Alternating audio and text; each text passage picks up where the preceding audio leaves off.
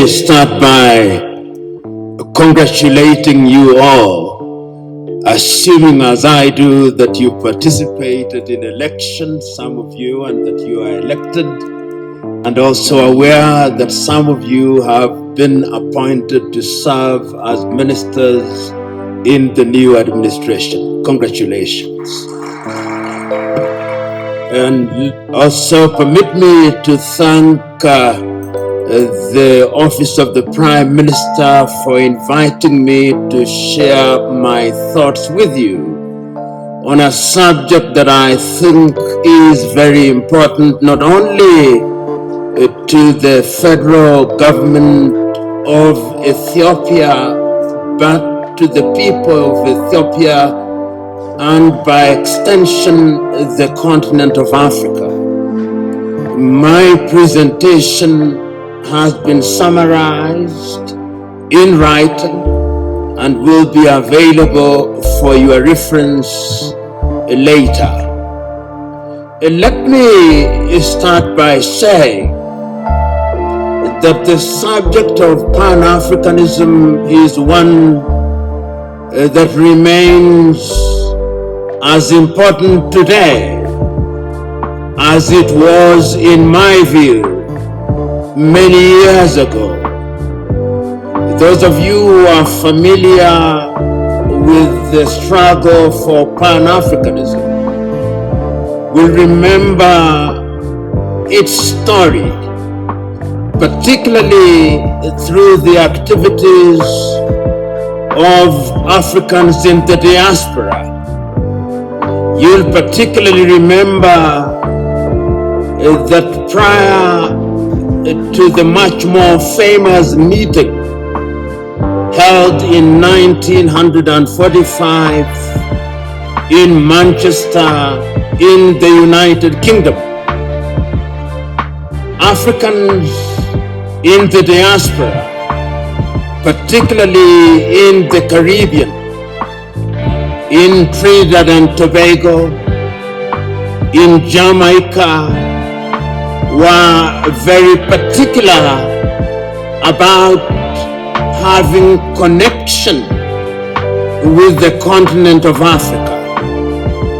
You remember that they had many meetings, and you'll be familiar with some of the names, such as Sylvester Williams from Trinidad and Tobago, such as Marcus Garvey, and his call for Africans to go back to the mother continent.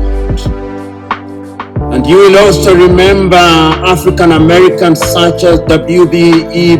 Du Bois, who was very active in the process of liberating the African Americans from the clutches of slavery and discrimination, and who also played a very critical part in the struggle for decolonization, culminating in the 1945 meeting, which for the first time was attended by Africans who later played a critical role in the struggle for decolonization. Of course, Ethiopia does stand out to the extent that it was never successfully colonized. There was limited occupation, and you are familiar with that history. Therefore, it is not mine to educate you on your own history, but you are familiar with it. But it must concern us, particularly at this time. And I hope during this conversation I'll be able to demonstrate why, in order for us to understand the present, we must understand the past, which will also enable us to have a glimpse on what the future holds.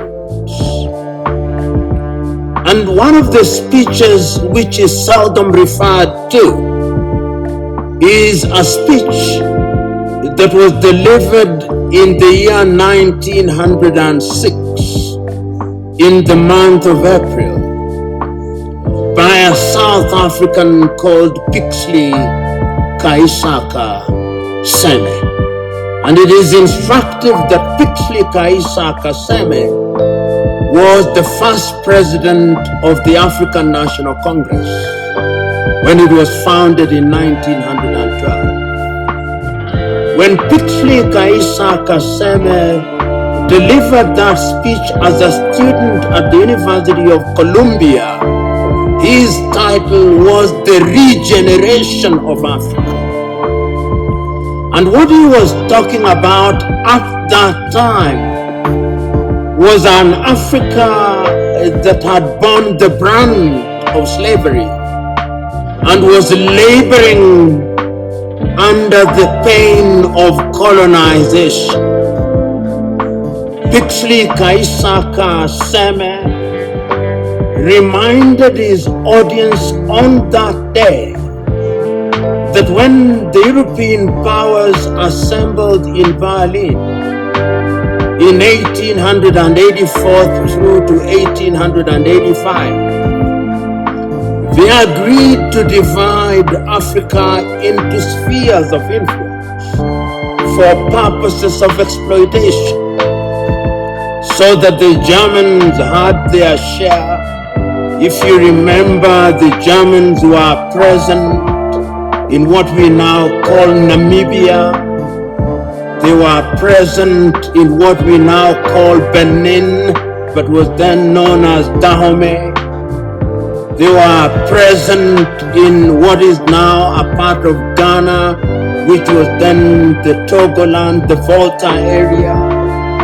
The Belgians were present in Rwanda and Burundi, and they were also present in what is now the Democratic Republic of Congo. The Italians, to the extent that they could, tried to occupy Ethiopia and Eritrea, and were present in a portion of Somalia. The British were present, of course, in Uganda, in Kenya, in Nyasaland, in Rhodesia, and in Nigeria, and in many other places. The French, of course, were also present. And all these powers, even the Spaniards, were present in Equatorial Guinea, as were the Portuguese. And the whole idea was to use the resources, both natural and human, of the African continent, so that the partition of Africa was one that was designed to benefit the European powers. The partition was arbitrary. If you look at the nation states that we now have, or is it states that we now have, with many nations in them, every other African country that we are talking about now is struggling to be a state. All of them, without exception, all of them. And this is what Pixley Kaisaka Seme was saying. How will we regenerate this continent? And it's instructive that he was talking at a time when the entire continent of Africa was under colonization, excluding Liberia and Ethiopia, all of them. And therefore, when in 1945, Africans were represented in Manchester, Kwame Nkrumah was present at that meeting, Marcus Garvey was present at that meeting, Jomo Kenyatta was present at that meeting, Obafemi Awolowo was present at that meeting. The drive was to decolonize Africa. And one of the things that amazes me is that at that time, these individuals did not have the internet, they did not have WhatsApp, they did not have the kind of communication that we have now. But it is amazing at how they were communicating. Even air transport was not as it is now. I was just recently reading the activities of one of the greatest Africans who, in my view, ever lived, and whom many people do not know about. The great Ghanaian James Emmons Kwegyir Agri, normally referred to as Agri of Africa, and how he traveled from the United States and went to many countries in Africa, traveling by sea and talking about why Africa should be united. And that was Pan-Africanism, the Pan-African spirit at that time. Of course, we then went into the era of decolonization, and the spirit again was one which was consistent. You had people from the Caribbean participating in the struggle in that regard. People like W.B. Du Bois saying that Africa must be free.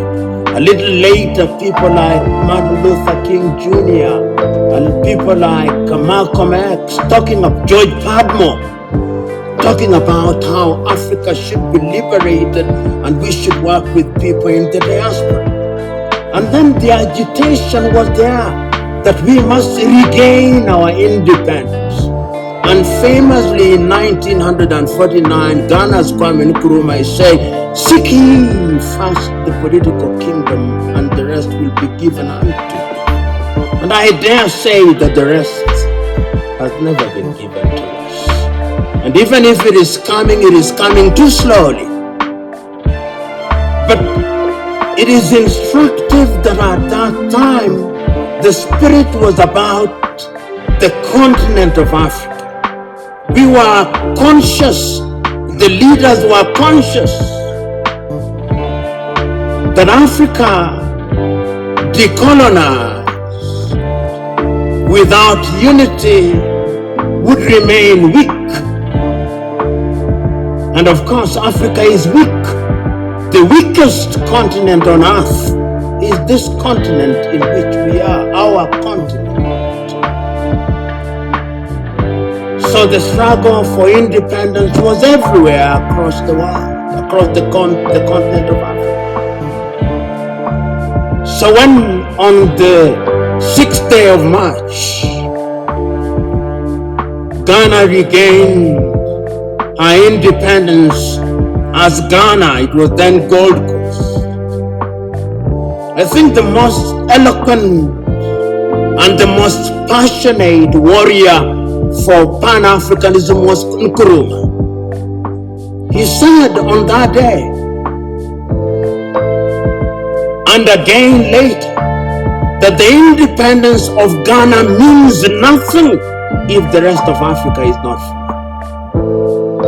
And he meant it, because when Ghana regained independence in 1957,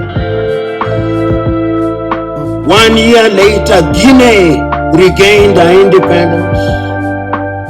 A year later, the French Sudan, or what we now call Mali, regained her independence. They signed a pact to create what they call the African Union. They thought at that time that would be Africa in her embryonic days. And they invited Patrice Emery Lumumba in 1961, but of course Emery Lumumba was then assassinated in the month of January 1961. And he won. This is one of the things that always stands out in my mind. That Nkrumah, of all leaders at that time, was able to see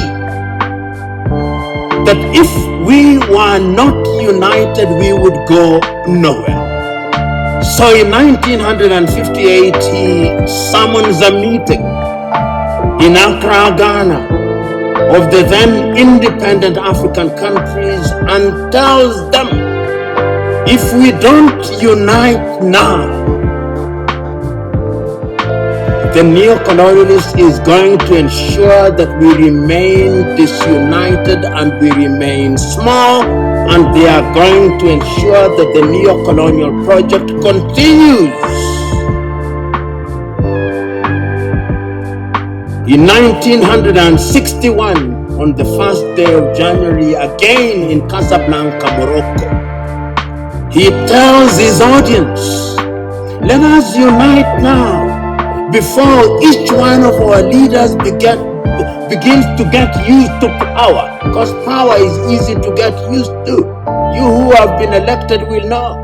Once you become a minister and you become used to people saluting you and opening your doors, if it happens for 1 month, you will find it very difficult if you lose your ministerial position when there is nobody to salute you and to open your doors. That is how attractive power can be. And you want the people then. But the colonial project was alive and well, because as they were meeting in Casablanca, Morocco, there was another group that was meeting in Monrovia in Liberia. That is how Africa started splitting, creating two groups, the Casablanca group and the Monrovia group. The Casablanca group, which comprised, I think famously, Kwame Nkrumah was there from Ghana, Gamal Abdel Nasser was there from Egypt, Ahmed Ben Bella was there from Algeria, Modibo Keita was there from Mali. They took the view, unite now. The Monrovia group comprised of William Tubman at that time. Emperor Haile Selassie was also in the Monrovia group. Mwalimu Kambarage Nyerere was in the Monrovia group. They took the view, we want to unite, but gradually.